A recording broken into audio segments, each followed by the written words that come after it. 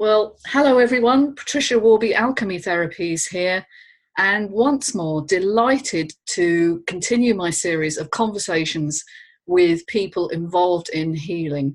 And today I'm welcoming my good friend and colleague, Emma Chapman-Sharp, who, apart from being a thoroughly amazing person, is also a naturopath, which I know she's going to explain a little bit about what that is, because it's a bit different in Australia to how we perceive it in the UK and maybe in the US, I don't know. But let's start, Emma. Welcome, hello, great you could be here. So just telling me a little bit about your journey to becoming a naturopath. You know, what is it, how does it work, and why naturopathy? Sure. Thanks so much for having me along tonight, Patricia. It's lovely to see you. Yeah. Okay, so I have been a naturopath for more than 18 years now. And in Australia, I think it is different to the UK. And I'm not entirely sure how, what that entails. But we come out of our naturopathy bachelor or advanced diploma with qualifications in herbal medicine, homeopathy, nutrition, and naturopathy. So I believe in the UK you tend to train as either one of those things, but it's not all together under one umbrella. So yeah, I love it. It's my passion. It's what I love to do, and I have had clinics here in Australia. As you know, we met in the UK when I was living over there, and I still run my UK-based clinic from Australia now that I've come back. Wow. Yeah, amazing. Yeah, so my interest is really in all things fatigue. So I do a lot of work with chronic fatigue syndrome, as you know, but thyroid is a big passion of mine. I think it's something that's very poorly treated and poorly understood. And right down to just fatigue, usually women who are just doing too much. Maybe mums with young kids, and they're just exhausted at the end of every day.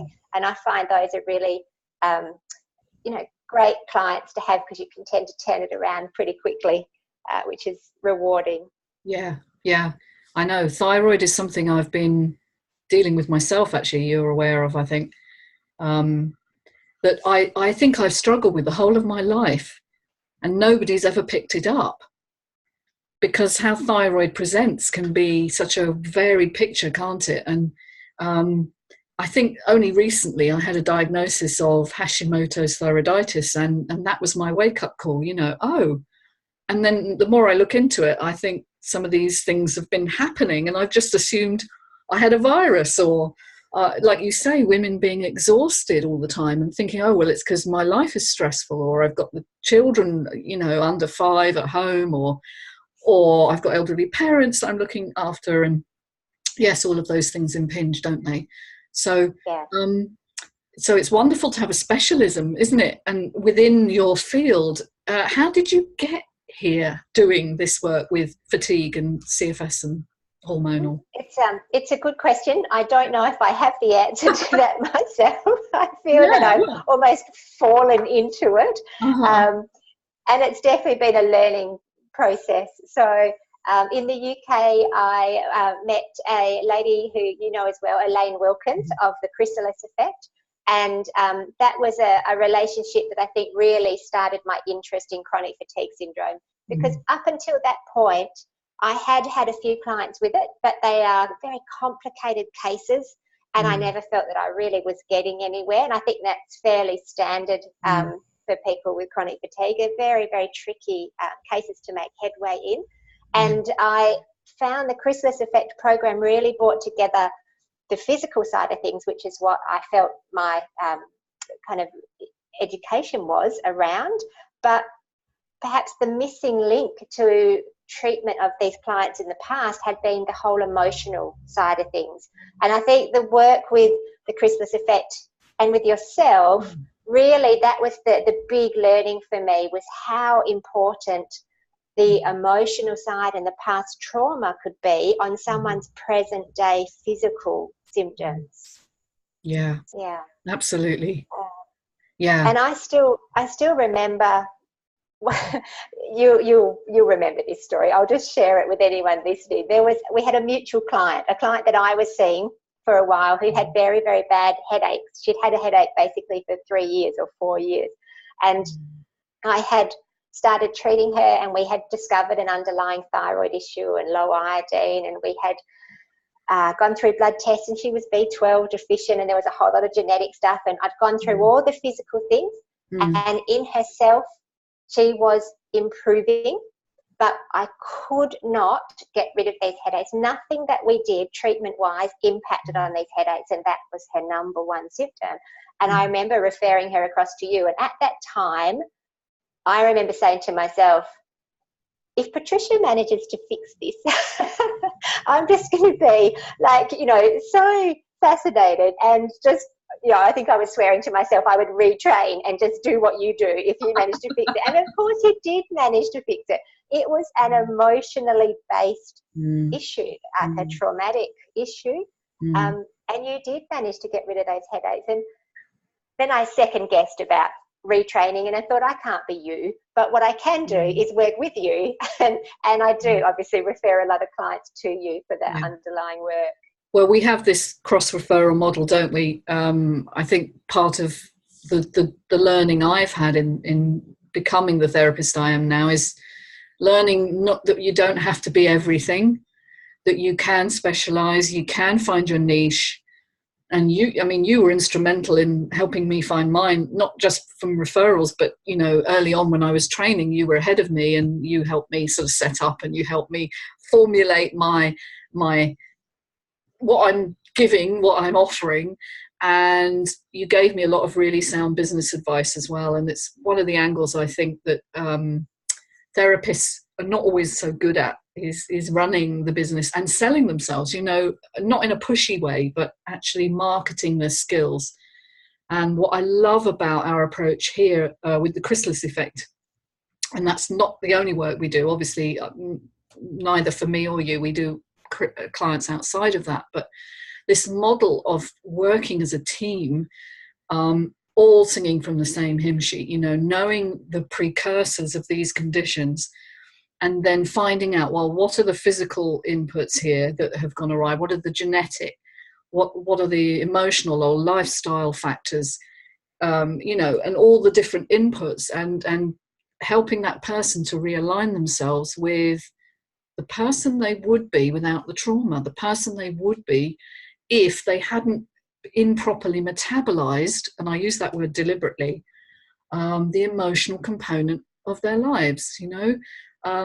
We talk about metabolism as a physical thing, don't we, as what we eat and how we process the food and make it into our cells and the structural components. But I think we also metabolize emotions, or not, in my case, definitely through my journey, and with a lot of the people I'm working with, this is the sticking point. This is the bit which they are really struggling with, because it's fair to say, isn't it, that most people, when they get ill, the first thing they'll turn to is, physical help, nutritional help, maybe sometimes energy work. They'll be looking at getting the body sorted, but not really looking at how beliefs, conflicts, stuck emotions are also part of the picture, and they translate physically.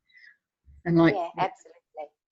Like you say, with the headaches, I think it's a really good example. So I had migraines most of my life, from the time I hit puberty to the time I started to sort my emotions out. I do get them occasionally now, but I get them as a warning sign rather than as a regular occurrence that I just had to go into a darkened room, pull the curtains, take some painkillers and lie down for a day, I never knew it was linked to my body, that it was part of my poor detoxification, which I now understand because, like you, I've done some naturopathy training. I'm not as advanced in it as you are, but I get it. I get the link. And it's so important to understand and give people answers where they've just got no idea what's going wrong with them. And that's part of the cycle, isn't it? The anxiety of not knowing. Yeah. And I think the first point of call for people is often their GP or their doctor. Yep. And what happens with these really complicated situations like chronic fatigue syndrome is there is so much going on physically and emotionally. Like the symptoms, if you list them, would be in the hundreds. Yeah. And they go to their GP and they have their allocated 10, 15 minutes. And I have had clients told by their GPs, the GP stops them and says, no, we can only deal with one thing today. Yeah. So you pick one and we'll deal with that. And of course, that's not, you can't isolate one single symptom because it's a systems-based illness and there's so many things going on and everything relies on something else. And so I feel clients often just feel so frustrated and so hopeless after travelling through their medical system that when they finally see a practitioner that actually sits down and gives them that time to say, right, tell me your story. Like, what do you think brought this on? And what do you think caused this? And actually give them some space to delve a little bit deeper into what's going on. I think that's therapeutic in itself. It absolutely is, to be able to tell your story and have it heard and supported. Because people do usually have a clue, don't they? There is a trigger usually in the recent history, usually in the last 2 years, that has tipped the system over its coping point. I know for me, there were several things in my life that kind of were very hard for me to deal with, and the one that really tipped me into CFSME was the breakup of a long-term relationship, which I remember at the time not being able to handle at all. And I just dissociated, actually. I didn't know the word then. I didn't know what that meant. But I just focused on work. I was just not thinking, not feeling, trying to avoid feeling because it was so painful to think, because of the way I had interpreted relationships generally and how they were all down to me because I'm an over-responsible person, and therefore the breakup was all my fault. And so it was too much to bear for my system. It was just like, I'm a terrible person. That's what I began to believe about myself. And of course, the body follows the mind. You're giving your body the message that it's time to shut down because your system is overwhelmed.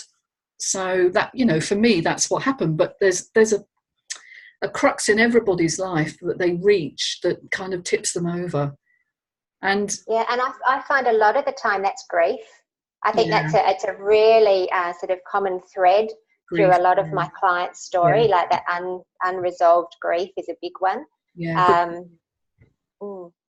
I know for myself, when my dad passed away, I was very, very close to my dad, and it took me a long time to realise I used to get very, very bad neck and shoulder pain, and I would go and see different therapists and do everything I could to try and fix it. And it wasn't until I found a really great Bowen therapist one day who sort of said to me, he said, well, that's your grief, that's your dad.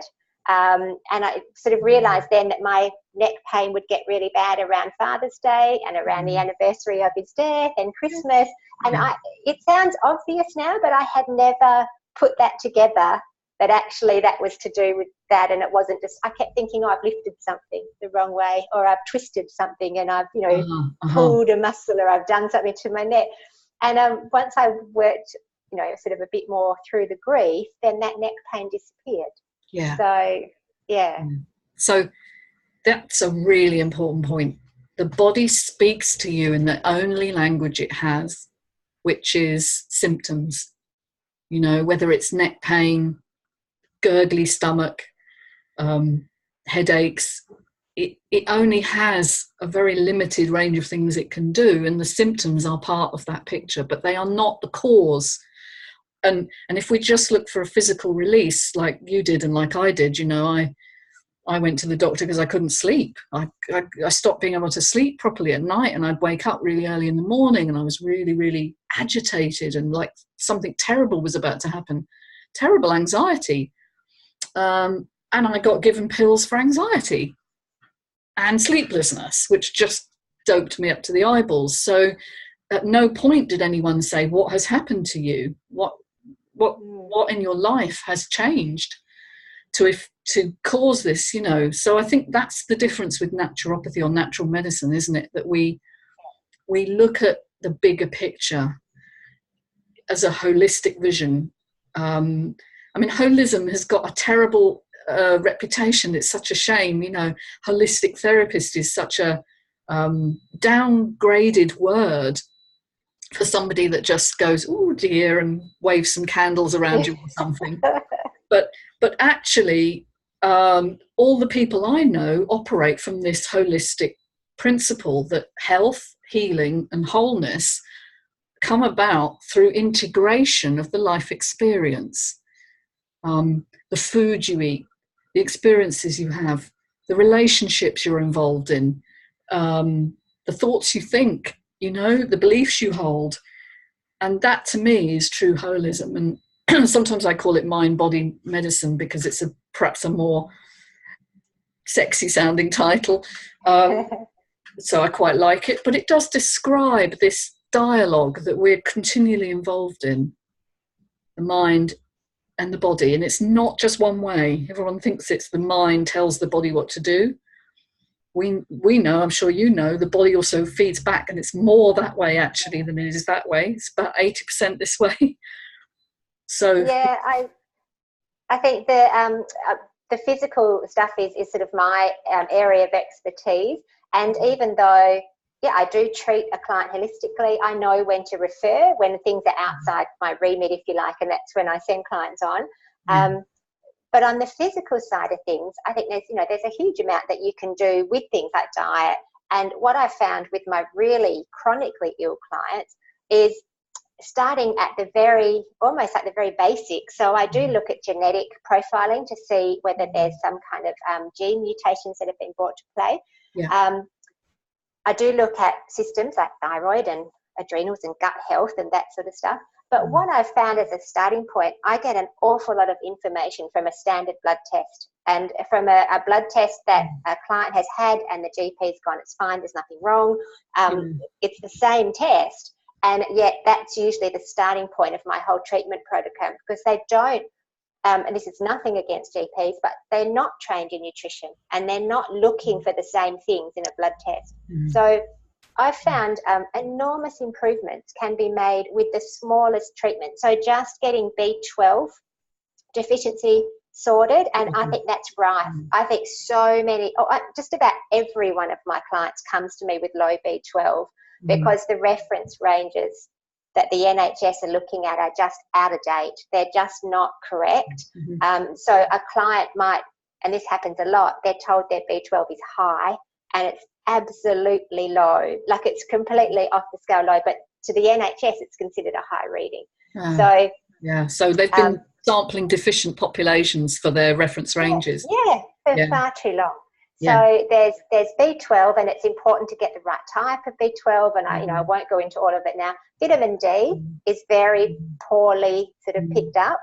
Zinc deficiency and iodine deficiency. So just those single kind of macronutrients are missing in so many people, and the physical improvements you can bring about just by getting those right is sometimes the best place to start, because with a lot of very ill people, when their vibration I think is very low, coming in with all these lovely complicated herbs and big supplements, the body is too much for the body to handle. That's beautiful.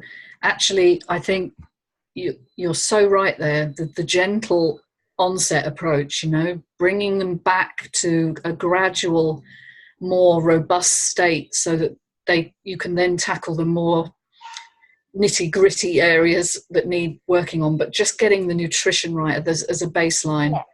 That reminds me actually that I haven't said, but part of the reason I got ill wasn't just from obviously the emotional, but over many years I had been vegetarian, and nothing against vegetarians or vegans, but the genetic factor that you've alluded to is actually really important, because firstly, it turns out when I've had my genetics read now, that I don't metabolize that well. And I wasn't getting any B12, obviously, because that's mostly animal sources. And I didn't know that I was deficient. So I was eating a diet that on the surface looks healthy, but because of the way I interpreted vegetarianism, and because of the way it's marketed and sold, you know, you can buy vegetarian junk food as much as you can any other food. I was terribly deficient, very deficient in zinc, magnesium, probably vitamin D. I think I did have my D measured, and the doctor interestingly said, "Oh, you're fine." But I wasn't. I was down at the bottom end of what's optimal. So I addressed, I think, those gradually. At the time, I didn't have you. Oh, I wish I had. I think I worked it out gradually through my own investigations. And more recently, I've sort of, with the thyroid complication, I've readdressed it, you know, because obviously you have to factor in, don't you, the individuality of that person. It's not that everybody needs to be treated the same, which is how modern medicine does it. Yeah.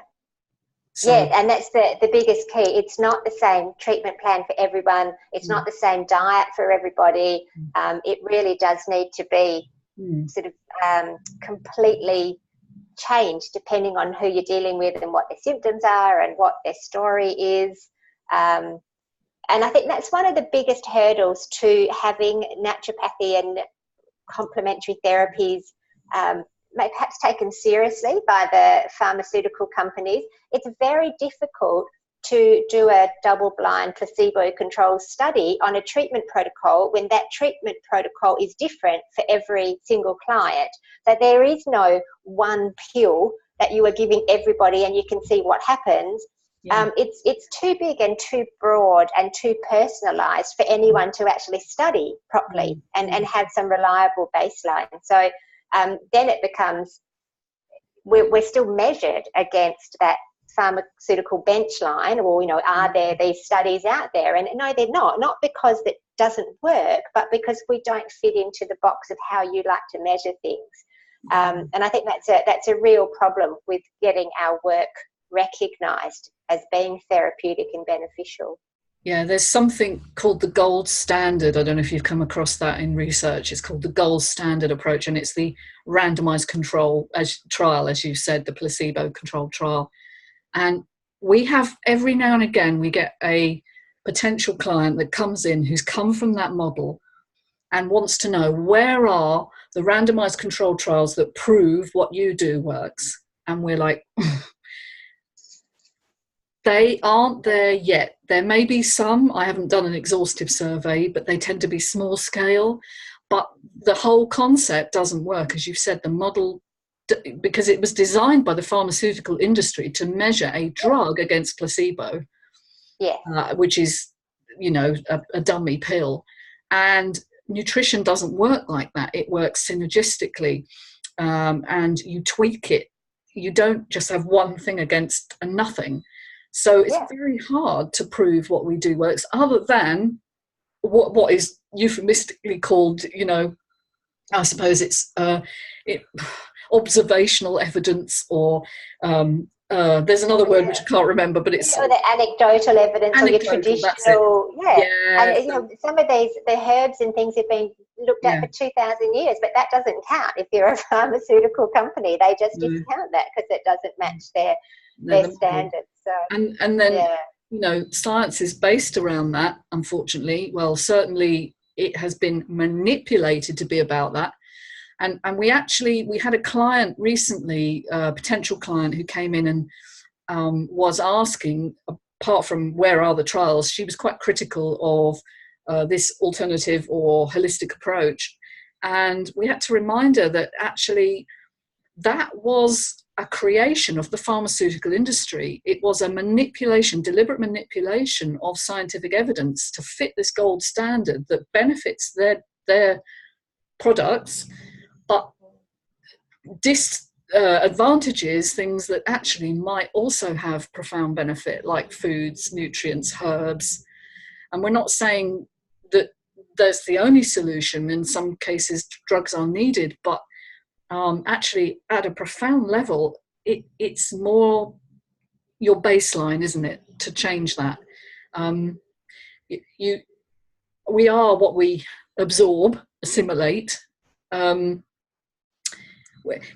headache is not a deficiency of aspirin. Would you agree? Well put. Yeah. Yeah. So a headache is usually because your blood is toxic, okay, and it's not being detoxified properly. You may have tension also in the back of your neck contributing. There are many reasons why.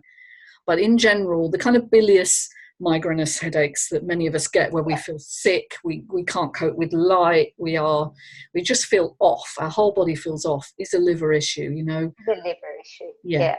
So to just pump things that open up the blood vessels or give you pain relief are not looking at root cause. They are just in fact, they're potentially making it worse, because you're putting more pharmaceutical agents into the body that the liver has to detox. So you're actually piling more work onto an organ that is struggling to keep up with everything else. So long term, it's not going to improve the situation. No. I'm so glad I didn't go down that route. I was very tempted when the migraines started to get really bad in my sort of mid-30s, early 40s, because unbeknown to me, I suppose, I was living a very stressful life, trying to carve out a career in an area that wasn't quite right for me. It's very close. It was in health research in a university department. And I was passionate about health, I always have been, about learning, about teaching what I know. But, oh my God, trying to do it in that environment was killing me. It was killing me. And of course, my body is beginning to notice that and give me more and more symptoms. So it was an early warning, really, and thank goodness I'm out of that now and not doing that and trying to do it differently, which is why this series of conversations is happening. So as a parting sort of word from you, what's the message you would most like to get over to people about health and healing and the kind of the links, what you're offering to people, I guess, the message? I think it's not to give up as a big one to start, because a lot of our clients are very chronically ill and they feel like they've done it all and seen everyone and been everywhere. So my big sort of saying is always that recovery is absolutely possible with the right help and advice, and sometimes you just need to find who can help you with that help and advice. I think it takes a collaborative approach. I have yet to meet the one practitioner that has all the answers, and that's why I love working in a team. I think everybody has something to bring, and it gets the best outcomes for the clients. And I think it's equally as important to look at the emotional history and the impact of past trauma and grief.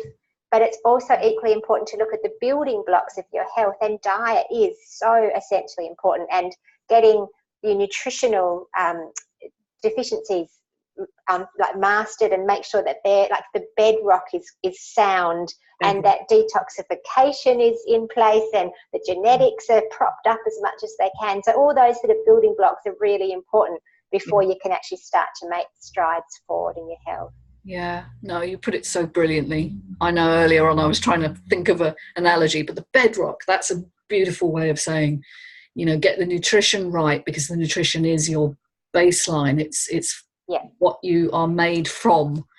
You also raised a really important point about the team building approach. And of course, the NHS does use that in its best practice. You say you're looking at an elderly person being in hospital and about to be released into the community. There is a team involved in that decision, and they come together and they share their understanding of this patient. And of course, that's a brilliant model, and we'd be very unwise to throw that out and just say, well, I'm a therapist who's done years of training and I know it all. And humility for me is key, because I have done years of training, so have you, but I don't know everything. And actually, just sometimes I can be learning from the client themselves, a new thing that I hadn't come across.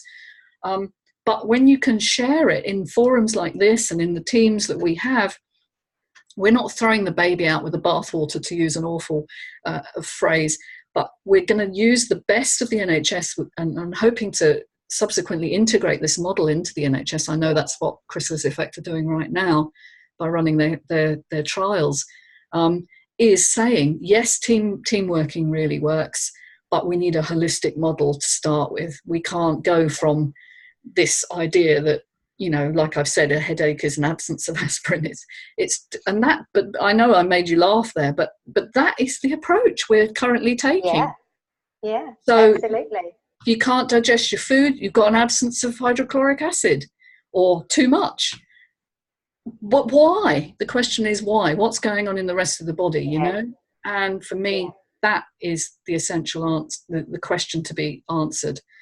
And I'm so excited that people like you exist, that I've had the pleasure of working with you and sharing some client successes. Yeah, we have. We've also had difficult situations. We don't want to lie about that. We're not here to gloss over and say, you know. I think we work in an extremely challenging industry, and sometimes I think, you know, you and I have talked about how it can be so hard, because we have clients that have been ill for so many years, and sometimes progress is slow and frustrating, you know, for them as well as us. But and we don't always take enough time to focus on our successes. I think as busy A-type professional women, we don't always celebrate our successes. We kind of go, right, push that away. What's next? I just want to share something that happened yesterday for me. So I often get long emails from clients, you know, telling me all the woes and the troubles and everything that's happened this week that's been awful. And, you know, you read through them and you I know. feel yourself reply with a positive, you know, reframe. But I had one last night, Sunday evening. I'm sort of chilling out thinking, oh, dare I look at my emails? A beautiful, short, thankfully, email that just said, I am so grateful to you. And this isn't bigging myself up here. I'm not telling this story for that reason, but it just said, you know, you have shown me something so simple and so profound, because what I do is simple. I teach people to retrain their nervous system. And she said, and it is working. And I'm just, even though I get triggered still, I'm managing to rebalance myself after a few days. And the best news, she'd got a little dog and she won 3 rosettes at the dog show. She took her new dog to. And it just warmed my heart. And I know it's a silly thing, but it was just like, thank you so much, because I don't hear that message very often. That people do tell me, but I'm much more likely to get the negative than I am the positive. And so and it's the focus, isn't it? It's like when I get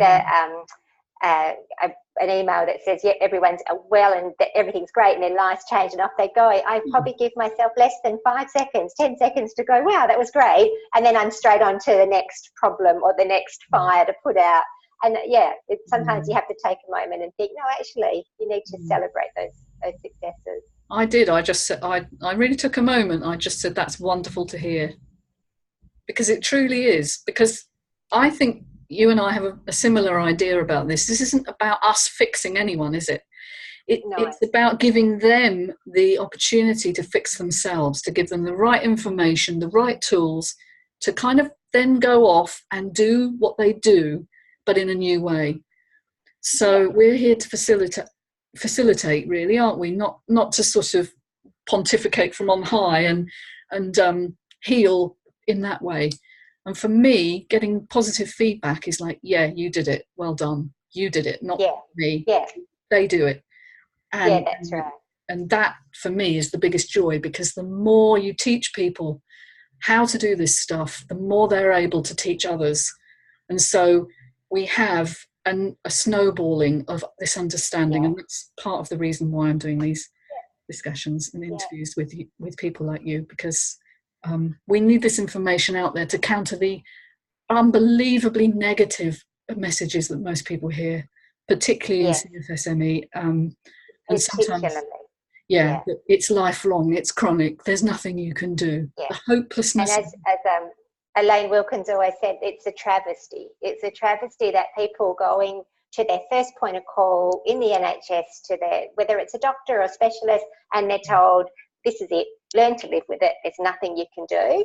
Yeah. Just that message to be changed, to say, okay, this is what you've got, but there's hope, there's heaps you can do, you can get be from this. That would be a life-changing message in just that one, sentence. Yeah, absolutely.